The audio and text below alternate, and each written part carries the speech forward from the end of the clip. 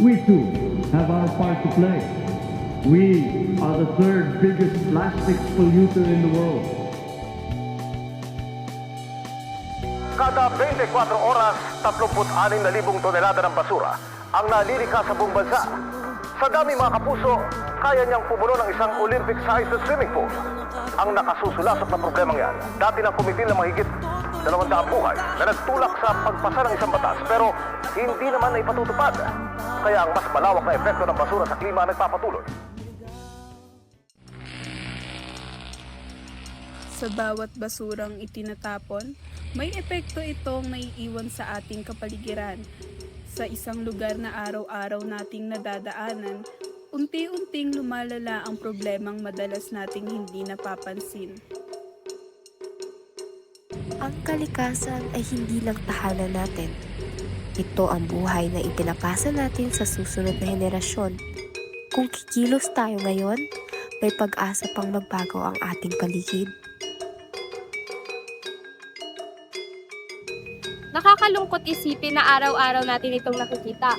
Pero parang wala tayong magawa habang ito ay lumalala.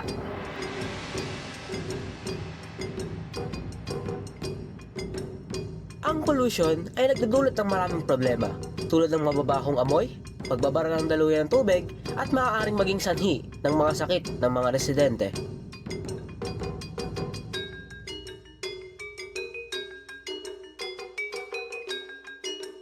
Hindi lang ito problema ng isang tao.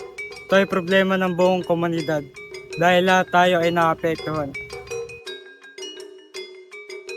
Sa ngayon, unti-unti nang gumagawa ng paraan ng lokal na pamahalaan tulad ng pagsasagawa ng cleanup drive upang mabawasan ang polusyon. Maaaring hindi ito malaking pagbabago agad, pero mas mabuti nang magsimula at kumilos kaysa manatiling walang ginagawa.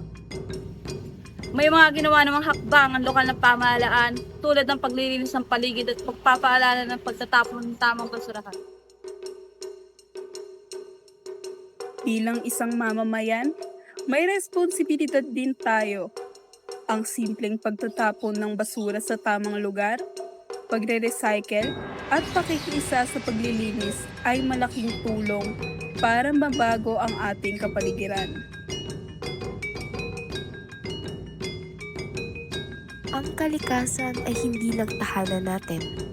Ito ang buhay na ipinapasa natin sa susunod na henerasyon. Kung kikilos tayo ngayon, may pag-asa pang magbago ang ating paligid.